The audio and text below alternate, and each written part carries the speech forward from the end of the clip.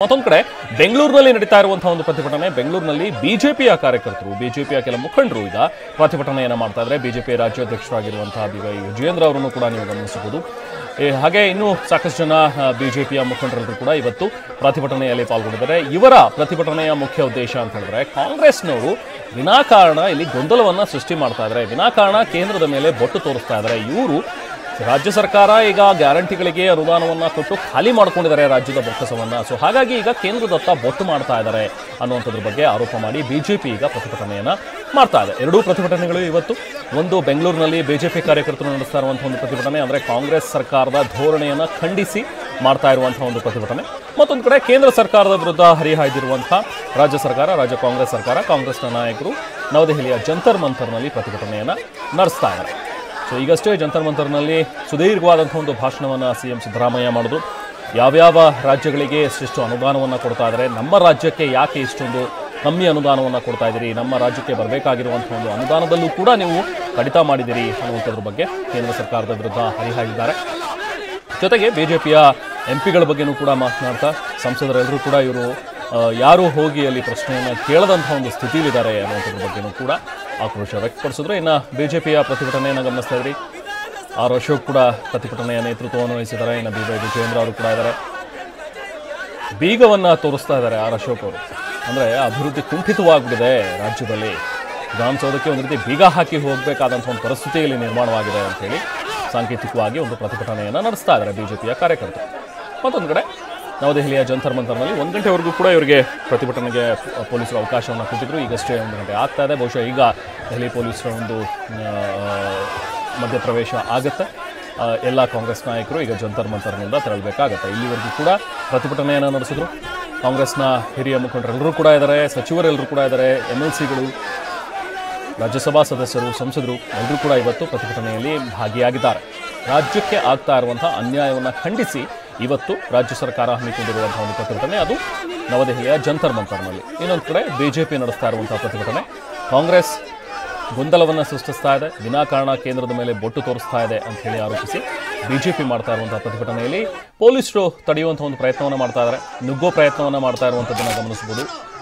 ಬಿಜೆಪಿಯ ಮುಖಂಡರೆಲ್ಲರೂ ಕೂಡ ಕೈಯಲ್ಲಿ ಬೀಗ ಹಿಡಿದುಕೊಂಡು ನುಗ್ತಾ ಇದ್ದಾರೆ, ಅವ್ರನ್ನ ತಡೆಯುವಂಥ ಒಂದು ಪ್ರಯತ್ನವನ್ನು ಪೊಲೀಸರು ಮಾಡ್ತಾ ಇದ್ದಾರೆ. ಸೊ ಹಾಗಾಗಿ ಕೆಲ ಕಾಲ ಒಂದು ರೀತಿ ವಾಗ್ವಾದ ಅಲ್ಲಿ ನಡೀತಾ ಇದೆ, ಗೊಂದಲದ ವಾತಾವರಣ, ಅಲ್ಲಿ ಸ್ವಲ್ಪ ಗದ್ದಲದ ವಾತಾವರಣ.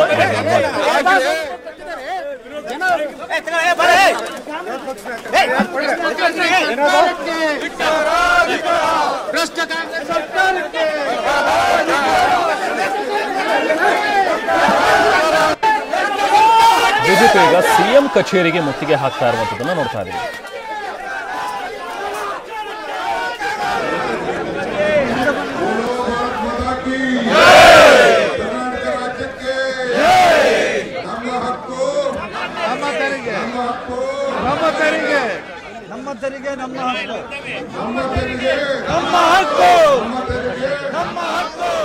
ಬಿಜೆಪಿ ಈಗ CM ಕಚೇರಿಗೆ ಮುತ್ತಿಗೆ ಹಾಕೋದಕ್ಕೆ ಮುಂದಾಗ್ತಾ ಇರುವಂಥದ್ದು. ಮುನಿರತ್ನವರನ್ನು ಕೂಡ ಗಮನಿಸ್ತಾ ಇದ್ವಿ. R ಅಶೋಕ್ ಅವರು ಕೈಯಲ್ಲಿ ಬೀಗ ಹಿಡ್ಕೊಂಡಿದ್ದಾರೆ, CM ಕಚೇರಿಗೆ ನಾವು ಬೀಗ ಹಾಕ್ತೀವಿ ಅಂತ ಹೇಳಿ ಮುನ್ನುಗ್ತಾ ಇದ್ದಾರೆ. ಹಾಗಾಗಿ ಅವರನ್ನ ಪೊಲೀಸರು ಈಗ ಅವ್ರನ್ನ ತಡೆ ಹಿಡಿತಾರೆ.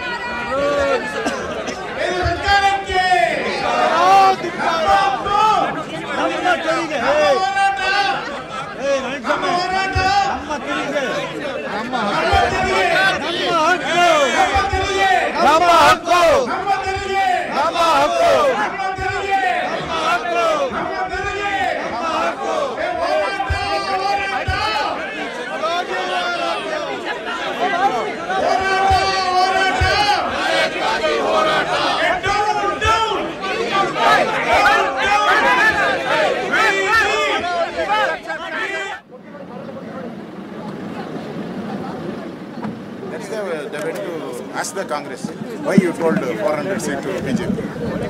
And reason, that's the reason they are gone. There is no money in Karnataka, that's why they are gone.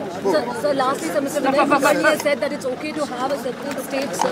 Yeah, it is in the Congress blood. Divide is in the yes, a Jinnah blood. Jinnah blood. Jinnah, Tipu blood in the Congress. Okay. They are asking the division of India. We are one. We are one. Up to death, we are one. India is one. The BJP stand is one.